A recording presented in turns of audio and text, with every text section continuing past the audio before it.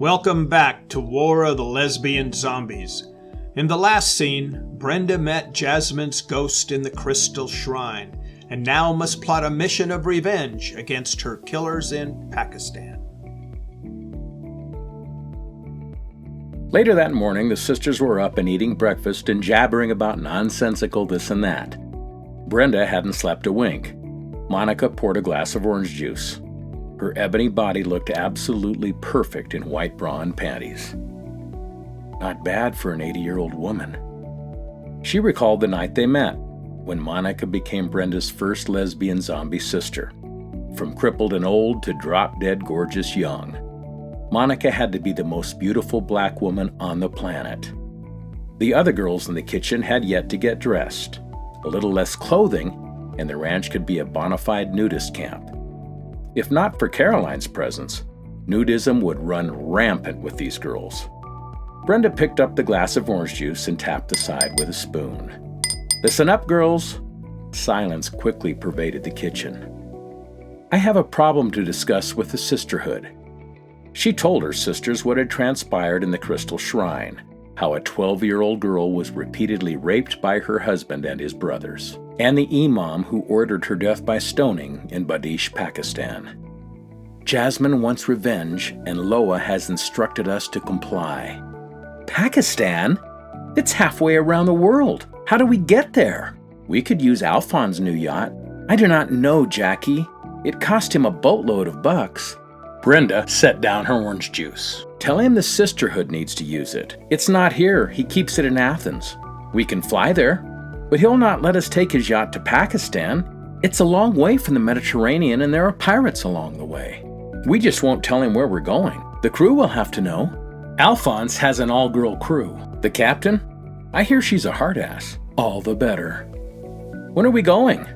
"I don't know yet, Jackie. I need you to coordinate an operational strategy with General Taylor. We have some logistical problems to work out." "Seriously, Brenda? We can't just waltz into Pakistan and start axing people." "You're right, Maria. We'll need some firepower to back us up. General Taylor will come in handy there as well. What about someone to handle logistics, communications, and surveillance?" "Robert will handle the technical stuff." "Robert? He's not in the army anymore. Besides, he has a new baby. He told me if I needed anything, he'd be there for me, so I'm counting on him." "Did he say yes?" "I haven't told him yet.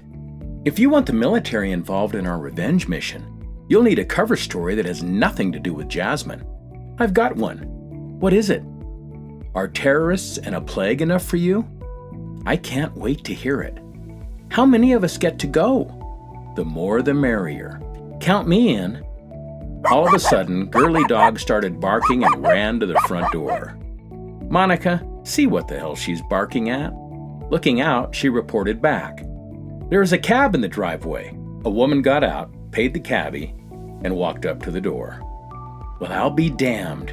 It's Lily the waitress. I hope she's here to join the sisterhood. I wonder why she didn't call first."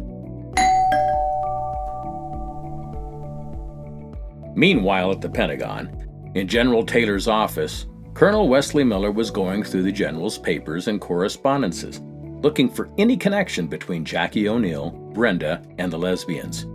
He expected the general to arrive at 10 a.m. Wes had found nothing out of the ordinary, then noticed the general's trash can.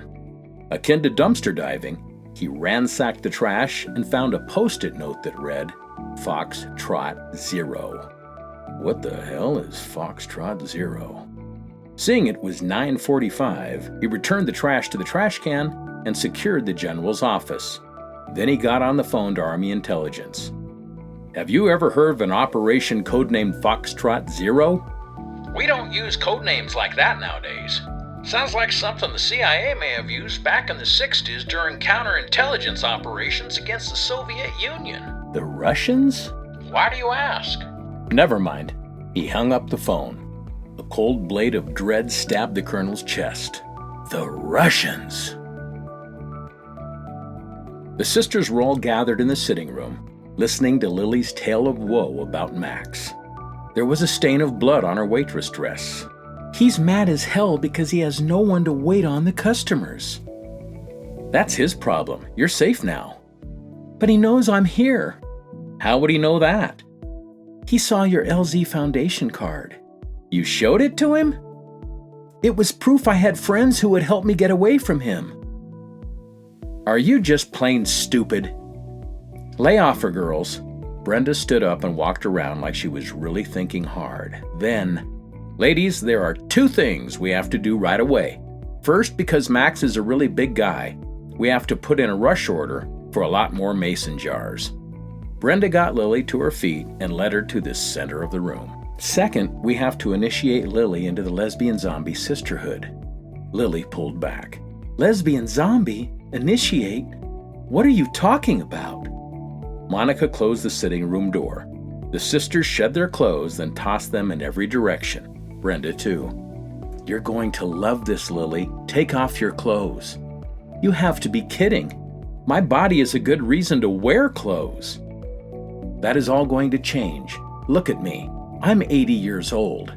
Lily's expression was wide-eyed shock. No way. Jackie and I are in our 60s. I was on my deathbed when Brenda saved me. She's our queen. You can trust her. Lily placed her hands over her heart. I've never kissed a woman before. When we're through with you, that's all you're going to want, Lily. Lesbian love. Lily looked really scared. But zombie? What's that all about? We're all zombies, Haitian zombies. Beautiful, smart, and tougher than any man. Join us, and no man will ever harm you again. Well, okay, I'm in. Brenda unbuttoned Lily's dress, coaxed it off her shoulders and down her arms, then let it drop to the floor. Yeah, her boobs were kind of droopy and her thighs were touching. She had a pooched belly and a flabby ass. Lily hung her head. I told you so. Don't be ashamed, Lily. We didn't have perfect bodies before we became lesbian zombies either. Brenda embraced Lily and pulled her in tight. This is the second best part. She pressed her lips to Lily's mouth and delivered a hot, wet kiss swarming with the virus that would forever make women excite her. She felt Lily's body relax, then guided her to the floor where the sisters closed in to kiss and caress every inch of her body. The room seemed to glow with love. Lily's legs trembled, her back arched, and she cried out in orgasmic bliss. Right before everyone's eyes, her limbs became lithe, her skin supple and smooth, her entire being brimmed with new youth and vitality. Oh my God, look what's happened to me. I want to do her. She's gorgeous. Easy there, Chloe. Let her recover. Meanwhile, Maria and Donna were getting it on. Monica was kissing Melinda, and Jackie was spread eagle in a chair, taking care of her own business. Brenda knew this could go on all night. Chloe joined Monica and Melinda. Brenda considered joining Jackie in the chair. All of this smooching and gasping and moaning was turning her on. However, playtime was cut short when Caroline started banging on the locked door. Brenda, Jackie, everybody, Girly Dog needs help. Panic tore through Brenda. Just a minute, honey. Quick, girls, get dressed. Lily's clothes were all in one pile, but the sisters had cast off their clothes like they were on fire, which scattered them everywhere. So they were running around the room like crazy women trying to sort everything out. Brenda, hurry! Girly Dog is biting some big fat guy.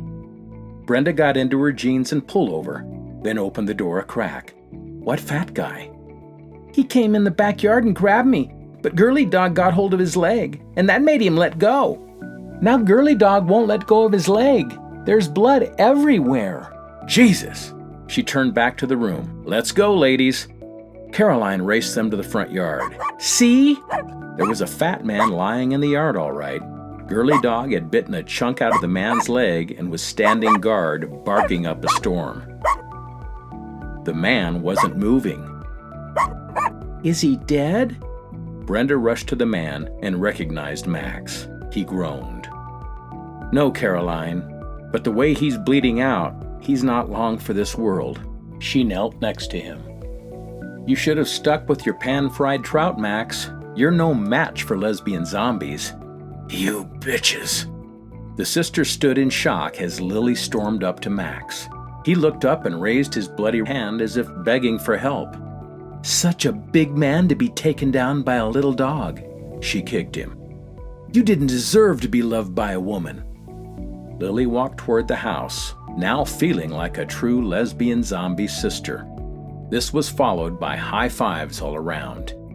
"You shouldn't have touched me! Now Girly Dog needs a bath!" His eyes became a blank stare. It was obvious that Max was all maxed out. "Jackie, call 911 and tell Jorge to bring the car around." "Where are you going?" "I need him to take me to Robert's house. It's time for him to prove his loyalty to me." "Pakistan? His country needs him. We need him. And Jasmine needs him.